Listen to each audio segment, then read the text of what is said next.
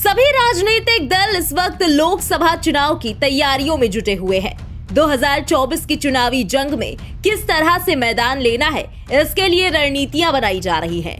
जैसे जैसे दिन कम होते जा रहे हैं, वैसे वैसे सियासी हलकों में हलचल बढ़ती जा रही है और ये हलचल सबसे ज्यादा यूपी में देखने को मिल रही है।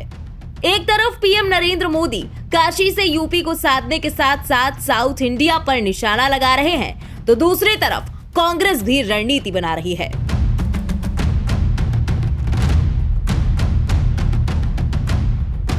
एक साधे सब सधे, सब साधे सब जाए, रही मन मूलहि सींचिबो, फूले फले अघाए। राजनीतिक दलों के लिए रहीम का ये दोहा एकदम सटीक बैठता हुआ दिखाई दे रहा है, क्योंकि यूपी को लोकसभा चुनाव के लिए सियासत का मूल माना जाता है। इसीलिए सबसे ज्यादा सिंचाई भी यही हो रही है। सबसे ज्यादा 80 लोकसभा सांसद यहीं से लोकसभा पहुंचते हैं। यही वजह है कि लोकसभा चुनाव को लेकर सभी बड़ी पार्टियां पूरे फोकस के साथ यूपी को साधने की कोशिश में जुट गई हैं।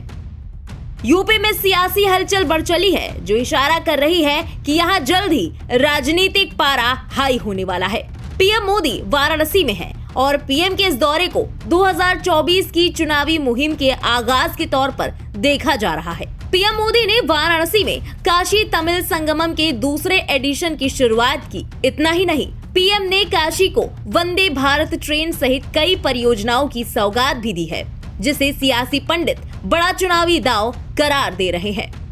दूसरी तरफ कांग्रेस भी इस बार चुनाव में यूपी में मुस्तैदी से मैदान लेने के लिए तैयारी कर रही है। यही वजह है कि कांग्रेस अध्यक्ष मल्लिकार्जुन खड़गे ने विपक्षी गठबंधन की मीटिंग से एक दिन पहले यूपी कांग्रेस कमेटी यानी यूपीसीसी के पदाधिकारियों की एक मीटिंग बुलाई। सूत्रों की माने तो इस मीटिंग में कांग्रेस की यूपी जोड़ो यात्रा को लेकर चर्चा तो हुई ही, साथ ही यूपी में सपा के साथ गठबंधन होने पर सीट बंटवारे को लेकर खड़गे ने प्रदेश के कांग्रेस नेताओं की नब्ज भी टटोली। कहा तो ये भी जा रहा है कि कुछ कांग्रेस नेता बसपा के साथ गठबंधन करने के पक्ष में दिखाई दे रहे हैं, लेकिन किंतु परंतु वाली स्थिति के बावजूद सपा का विपक्षी गठबंधन यानी इंडिया के साथ जाना तय माना जा रहा है। तो वहीं एकला चलो की बात करने वाली बसपा सुप्रीमो मायावती ने भी कार्यकर्ताओं और नेताओं के साथ हुई पिछली बैठक के बाद से विपक्षी गठबंधन को लेकर अपना रुख कुछ नर्म किया है। ऐसे में एक संभावना अब ये भी हो सकती है कि बसपा भी विपक्षी गठबंधन का हिस्सा हो जाए। अगर ऐसा हुआ तो यूपी में एनडीए की मुश्किलें बढ़नी तय हैं और 2024 का चुनावी समर यूपी में काफी रोमांचक होने के भी पूरे आसार हैं। ब्यूरो रिपोर्ट, इंडिया पब्लिक खबर।